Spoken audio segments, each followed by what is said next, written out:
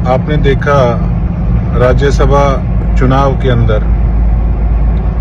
जो 5 वोट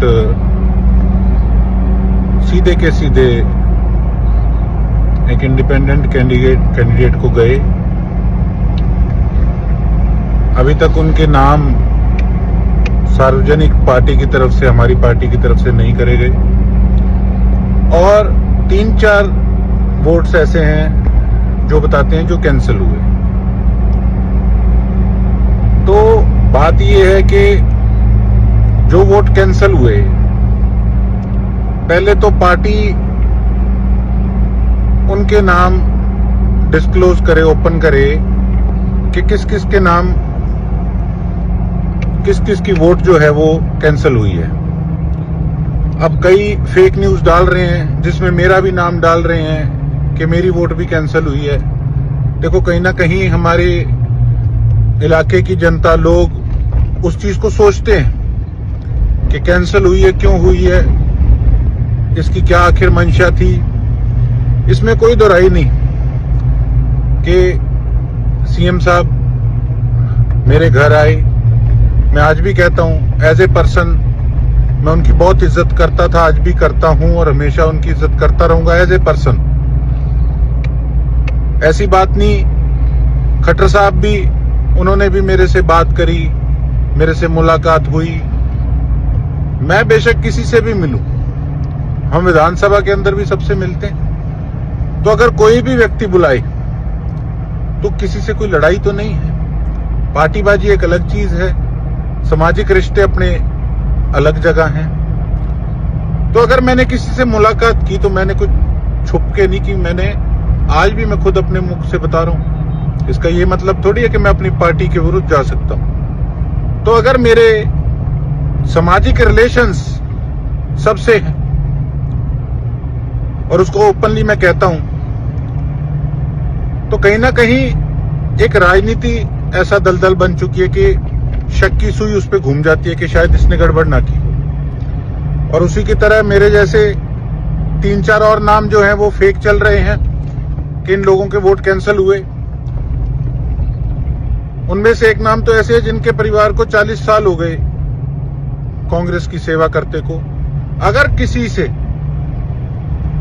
किसी का वोट कैंसिल हुआ भी है, किसी बुजुर्ग का हुआ है या किसका कैंसिल हुआ है, तो कम से कम उसको सार्वजनिक करना चाहिए कि आखिर वो कैंसिल हुआ क्यों है।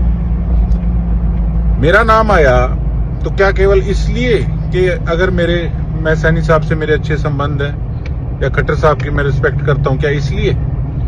तो हमारी पार्टी को वो नाम जो हैं वो सार्वजनिक करने चाहिए। और जो 5 विधायक, सीधा मैं तो ये कहूंगा, हमारी पार्टी की मंजी ठोकने का जिन्होंने काम किया, जो कि हम बच गए, जो मंजी हमारी नहीं ठुकी, परमात्मा ने बचा लिया, उन 5 को पार्टी से बाहर निकाल के फेंकना चाहिए। मैं भी पार्टी का हिस्सा हूं, विचार रखना मेरा भी हक है। और देखो, हमें हल्के में जाके लोगों को शक्ल दिखानी है।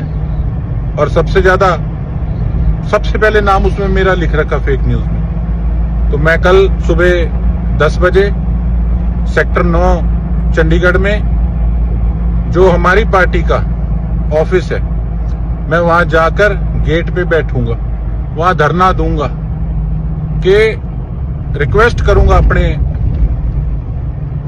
नेताओं से कि उन लोगों के नाम सार्वजनिक किए जाएं जो 5 लोग कांग्रेस को नुकसान पहुंचा गए, और जिन 3-4 लोगों की वोट कैंसिल हुई है उनके नाम भी स्पष्ट किए जाएं। ये कहीं ना कहीं आज शक की सुई हम पे है, हमारी मजबूरी है। और 37 में से अगर 5-7 जनों को हमारी पार्टी निकाल भी देती है तो कोई फर्क नहीं पड़ने वाला। कौन सा सरकार गिर जाएगी, कम से कम आगे से सबक मिल जाएगा कि इस तरीके का काम नहीं करना।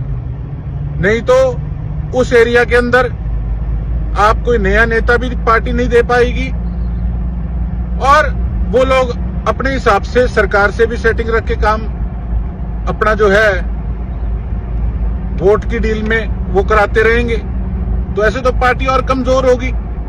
तो ऐसे लोगों को उठा के बाहर फेंकना चाहिए यही मेरी मांग है मेरी पार्टी से, और आज हमारे अस्तित्व की बात है। इसलिए मैं अपनी खुद की पार्टी के दफ्तर के आगे कल सुबह 10 बजे धरना दूंगा, और मैं गुजारिश भी करता हूं और भी हमारे विधायक साथियों से कि आप भी आए। कोई हम विरोध नहीं कर रहे, हम मांग कर रहे अपनी पार्टी से। एक बच्चा अपनी मां से मांग कर सकता है कि हमें ये चाहिए कि आए। आज आप पे भी कहीं ना कहीं शक की सुई आपका कोई भी विपक्ष का आदमी कह सकता है कल को फेक निकलवा के कि आपकी वोट भी कैंसिल होगी। तो बताइए फिर हम उस श्रेणी के अंदर हम क्यों आए जिन लोगों ने धोखा किया पार्टी के साथ। तो कल जाऊंगा मैं 10 बजे और वहां सेक्टर 9 चंडीगढ़ हमारे कांग्रेस ऑफिस के आगे धरने पे बैठूंगा और मांग करूंगा कि ये चीजें जो आपको बताइए ये होनी चाहिए। ये मेरी आपसे, मेरी पार्टी के लीडरशिप से मेरी हाथ जोड़ के प्रार्थना है।